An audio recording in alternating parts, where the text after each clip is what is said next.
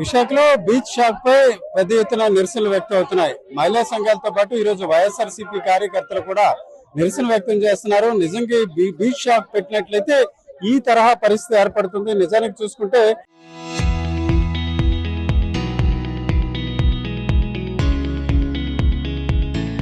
Visakha beach లో మురి mixture జొన్నపత్తులు లాంటి తినే పరిస్థితి నుంచి ఈ రోజు ఈ రకంగా వచ్చే పరిస్థితి ఉందంటూ చెప్తున్నారు. సరే, ఇక్కడ లోకల్ పీపుల్ మీరు చాలా కాలంగా ఉంటున్నారు కదా, ఇది ఒక రకంగా ఒక సంపద సృష్టించే క్రమంలో ఇట్లా జరుగుతుంది అంటారు, ఎందుకు వ్యతిరేకిస్తున్నారు?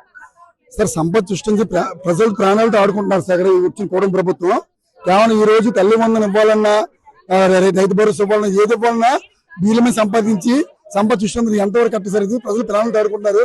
వీళ్ళు అనేది చాలా దారుణమైన విషయం. అది పబ్లిక్ కూడా దీన్ని వ్యతిరేకిస్తున్నారు సార్.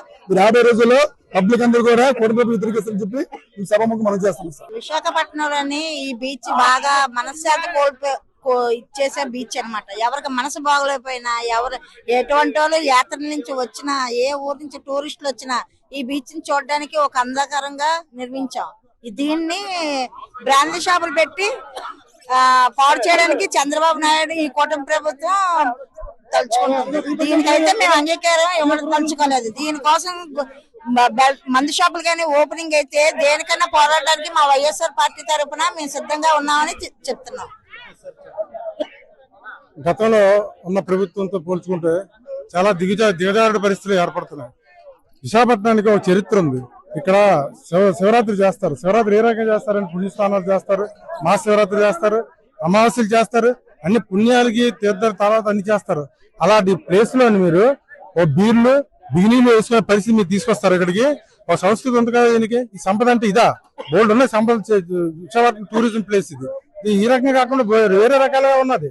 పెట్టండి, మంచి మంచి టూరిజం ప్లేస్ లో పెట్టవలసినవి హబ్బులు ఉన్నాయి, కిరాణా రైస్, బోలే ఒక రకంగా కాదు చాలా రకాలుగా ఉన్నాయి. ఆ రకాలన్నీ మీరు ఉంచండి. ఒక డే దొరికిందా? గోవా బీచ్ లో ఏంటంటే బిగినీలు వేసుకుంటారు, డ్రాయర్లు వేసుకుంటారు. వాళ్ళ సంస్కృతి మనం నేర్పుతారు. ఇక్కడ విశాఖపట్నానికి అంటే ఒక సంస్కృతి ఉంది కదా, దాన్ని నడపండి. దాన్ని నడిపి ఇంక 4 రకాలుగా మంచి మంచి పనులు చేయండి. ఇదైతే మంచి పద్ధతి కాదని వ్యతిరేకిస్తున్నాను. చాలా బాధాకరంగా ఉందండి ఈ యొక్క బీచ్ రోడ్లోన ఈ యొక్క వినాశకరమైన ఆనందాలు గడపనందుకు.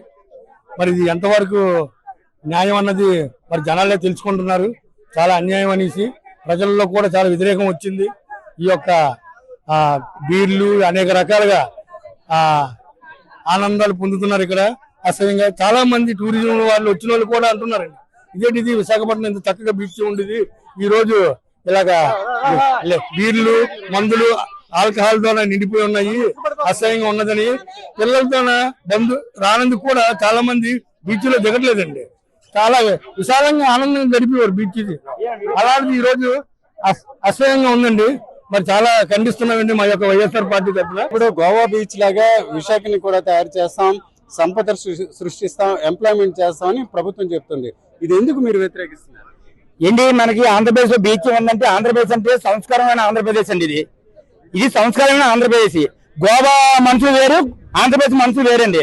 పూజలకైనా పునస్కారాలకైనా ముందు ఆంధ్రప్రదేశ్ ఉంటుందండి ఆల్ ఓవర్ ఇండియాలోని. ఇలా దానికి చంద్రబాబు నాయుడికి బుద్ధి ఉందా, జ్ఞానం ఉందాడికి? బీచ్ లోని మనకి ఆడవాళ్ళు దేనికి వస్తారంటే మనశ్శాంతి కోసం ఫ్యామిలీతో పిల్లలతో చక్కగా వచ్చి కూర్చొని ఆనందంగా 1 గంట 2 గంటలు కూర్చొని గంటలు. కానీ బీచ్ లో బార్లు పెడితే తాగేసి బీచ్ లో దూకిమనా, లేక తాగేసి పోలీసులు దొరికిపోయి ఇంకొక 20-30 కేసులు కట్టమనా? ఇలా తాగ్గానే ఫోటో చేస్తున్నారు, ఇలా తాగ్గానే రిలీజ్ చేస్తుంటుంది. ఇంక బీచ్ లో మందు పెట్టేసి ఎవరిని నాశనం చేసేస్తారనేసి ఈ కూటమి ప్రభుత్వం. ఇప్పుడు మామూలుగా మందుని చంపేస్తున్నారు కదా, అప్పుడు మందు కూడా పెట్టి బీర్లు పెట్టి మందుని చంపేస్తారా ఈ బీచ్ లోని? అంటే మన వైజాగ్ ఎంపీ గారు ఏమంటారంటే యూత్ అందరూ కూడా వైన్ అమ్మండి అని చెప్పడం బట్టి మేము వైన్ ఇంటర్వ్యూ చేస్తున్నాం అన్నారు. ఎంపీ గారు మాటలు కరెక్ట్? ఎంపీ గారు అంటే టీడీపీ కదా దగ్గర కదా. కావాలని గీతం కాలేజ్ పెట్టుకున్నాండి. గీతం కాలేజ్ 50 ఎకరాల దగ్గర 100 ఎకరాల దగ్గర ఉంది కదా, 2 ఎకరాలు బార్లు పెట్టుకున్నాం, వ్యాపారం చేసుకోమనండి. పెద్దలు తిరిగే ఏరియాలో బీర్లు బార్లు పెట్టడం పెట్టండి. అంటే ఫ్యామిలీ నాశనం అయిపోయినాక పెట్టి నేను తల్లికి వందలకి ఇచ్చినట్టు ఇచ్చి నా డబ్బులు ఆగినాక తల్లికి వందల నుంచి మాకు నిన్న నేను మామూలు సచివాలయంకి వెళ్ళాను. తల్లికి వందలు నాకు కావాలని పడుతుంది రేపు చూస్తే నాకు 1050 గజాలు ఉందనేసి అప్పుడే చూపెట్టేస్తుంది. అంటే నేను వైసీపీ లీడర్నని ఆ 1050 గజాలు సైట్ గారు ఇచ్చేస్తే నాకు ఇంకే తల్లికి వందలు అక్కర్లేదు కదా. మినిమం 3-4 కోట్లు ఉంటుంది కదా దాని రేటు. ఇదంతా స్కామ్ అండి. బీచ్ లో పెట్టి స్కామ్ చేసి జనాలు చెడగొట్టి రాష్ట్రాన్ని చెడగొడదని చంద్రబాబు నాయుడు కూటమి ప్రభుత్వం పూలుకుందండి. వైన్ యూత్ అంతా అమ్మమన్నారని చెప్పి గోల్డ్ షాపులు పెట్టినట్టు, ఒక మాల్స్ పెట్టినట్టు వైజాగ్ లో ఆల్రెడీ 2-3 షాప్స్ పెట్టారు, బాగా సేల్ చేసుకుంటున్నారు. ఇప్పుడు గోవా లాగా ఇది బీచ్ ని, విశాఖపట్నం బీచ్ ని డెవలప్ చేయాలి అనుకుంటున్నారంటే అక్కడ మనుషులకు ఉన్న కల్చర్ వేరు, ఇక్కడ ఉన్న మనుషుల కల్చర్ వేరు.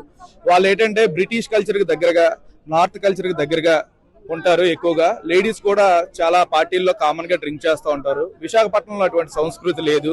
ఇప్పుడు కొత్తగా బీచ్ లో ఈ సంస్కృతిని తీసుకొచ్చి వీళ్ళు సంపద సృష్టిస్తానని చెప్పి గద్దెనెక్కినటువంటి చంద్రబాబు నాయుడు గారు ఈరోజు సంపద సృష్టించలేక ఈ విధంగా బీచ్ లో కూడా బీర్లు, వైన్స్ అమ్ముకుంటూ వాటి మీద వచ్చిన రెవెన్యూతో పాటు డ్రింక్ అండ్ డ్రైవ్ లో విపరీతంగా దొరికిపోయి వాళ్ళ జీతాలు, వాళ్ళ సేవింగ్స్ అంతా గవర్నమెంట్ కి కట్టే విధంగా విశాఖపట్నాన్ని భ్రష్టు పట్టిస్తా ఉన్నారు. ఇదైతే చాలా తప్పు. ఇప్పటికే విశాఖపట్నంలో చాలా ఇబ్బందికరమైన పరిస్థితులు నెలకొన్నాయి. ఇటు గంజాయి కేసులు కానీ, గంజాయి యాక్టివిటీస్ కానీ, అదే విధంగా డ్రింక్ అండ్ డ్రైవ్ ఇష్యూస్ కానీ, డ్రింక్ చేసి రైడ్ చేసి బైక్ యాక్సిడెంట్స్ కానీ. ఇప్పుడు ఇవి ఇంకా బీచ్ రోడ్ లో ఫ్యామిలీస్ ఉంటారు, ఇలాంటివన్నీ బీచ్ రోడ్ లో పెట్టడం అంటే చాలా తప్పండి. అంటే గీతం ఎంపీ గారు, అదే వైజాగ్ ఎంపీ గారు ఒక మాట అంటున్నారు, ఎక్కువ మంది యూత్ వైజాగ్ లో బీచ్ లో వైన్ అమ్మండి అని ఆయన ఇన్స్టాగ్రామ్ లో చాలా మంది పోస్ట్ చేశారు.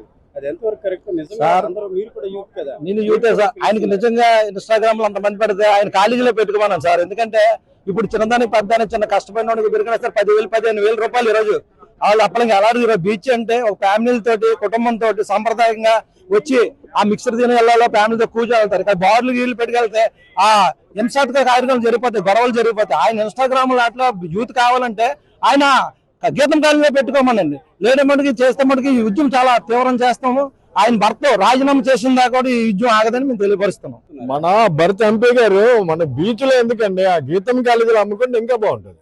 అందరూ 18, 20, 22, 23 సబ్జెక్టు కుర్రాళ్ళు ఆ ఒక్క గీతం కాలేజీలో పెట్టుకుంటే వాళ్ళ గీతం కాలేజీకి ఇన్కమ్ ఉంటుంది, అమ్మఒడికి ఉంటుంది, తల్లిదేవునికి ఉంటుంది, విద్యాదేవునికి ఉంటుంది.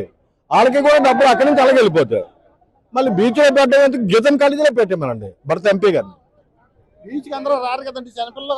వాళ్ళ కాలేజీలో బాగా మెరిట్ స్టూడెంట్ ఉన్నారు, మెరిట్ స్టూడెంట్ ఉన్నారు. వాళ్ళకి అక్కడి నుంచి అలాగే అమ్మఒడి అలాగే మళ్ళీ అయిపోద్ది కదా, విద్యాదేవుని అలాగే వెళ్ళిపోద్ది కదా, తల్లికి వంద అలాగే వెళ్ళిపోద్ది, గోరుమంత అలాగే వెళ్ళిపోద్ది కదా. అంత గవర్నమెంట్ అలాగే కదా. ఆల్ మొన్న మళ్ళీ ఇక్కడ వరకు రావక్కర్లే, ఎవరికి చెప్పక్కర్లే, బీచ్ కి టైం వేస్ట్ కదా. వాళ్ళది ఉన్నదే ఒక సిటీ, ఎట్టించి ఎట్టి వెళ్తావు స్టీల్ ప్లాంట్లో తెలియదు. అందుకే ఆ గీతం కాలేజీకే పెట్టించుకుంటే అక్కడే బాగుంటుంది. విశాఖలో పెద్ద ఎత్తున వైఎస్ఆర్సీపీ కార్యకర్తలు నిరసన వ్యక్తం చేస్తున్నారు. నిజానికి గోవా బీచ్ తో పోల్చుకుంటే విశాఖ బీచ్ ఒక సాంప్రదాయంగా చాలా కాలంగా ప్రశాంతంగా ఉండడానికి ఈ ప్రాంతానికి వచ్చే పరిస్థితి. కానీ ఈ రోజు చూసుకుంటే భిన్నంగా బీచ్ షాప్ పేరిట ఆల్కహాల్ అమ్మినట్లయితే విశాఖ బీచ్ సాంప్రదాయంతో పాటు శాంతి భద్రతలకు విఘాతం కలిగే చర్యలు కూడా జరుగుతాయి. కాబట్టి ఎట్టి పరిస్థితుల్లో దీన్ని అడ్డుకుంటామని స్థానికులు చెప్తున్నారు. కెమెరా పర్సన్ తిరుపతితో రామచంద్ర, RTV, విశాఖపట్నం.